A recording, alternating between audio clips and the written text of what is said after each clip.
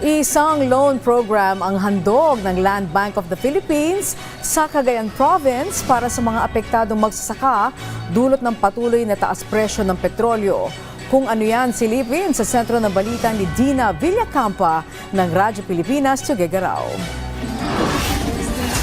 Malaking tulong sa mga magsasakang alok ngayong Agrisenso Plus Loan Program ng Land Bank of the Philippines dito sa Cagayan Province. Apektado na kasi ang kita nila dahil sa pagsipa ng presyo ng mga produktong petrolyo. Si Ate Meran nga, sigurado na raw ang tuloy-tuloy nilang pagtatanim dahil may pambili na sila ng farm inputs matapos makapag-loan sa Land Bank. Ibibigay niyo sa amin ay gagamitin namin sa maayos at ilalaan talaga namin sa pagsasaka. Kasi yun naman talaga ang para tayo ay makaahon, makatulong sa komunidad at sa ating sa food security ng ating bansa. At dahil inaasahan ng Land Bank na marami ang lalapit sa kanila dahil sa mababang interes, mas pinadali nila ang proseso nito na malaking gaan para sa mga magsasaka at mangingisda.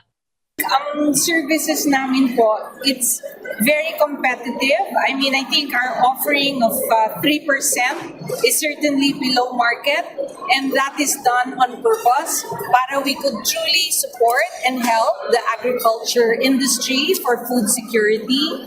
Ang provincial government ng Cagayan naman na isa sa takbuhan ng mga magsasaka, malaking pasasalamat sa loan program na ito ng Land Bank. May katuwang na kasi sila para tugunan ang pangangailangan ng mga magsasaka.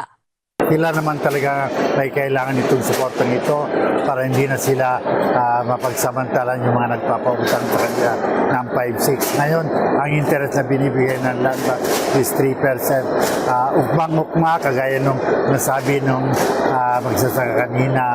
Bukod sa murang pautang para sa magsasaka at mangingisda, may alok ding murang pautang ang Land Bank sa mga micro, small, medium enterprise. Ito naman ay sa pamamagitan ng Lifting MSMEs Lending Program na malaking tulong din sa mga maliliit na negosyante. Mula rito sa Tuguegarao City para sa Integrated State Media, Dina Villacampa ng Radyo Pilipinas, Radyo Publiko.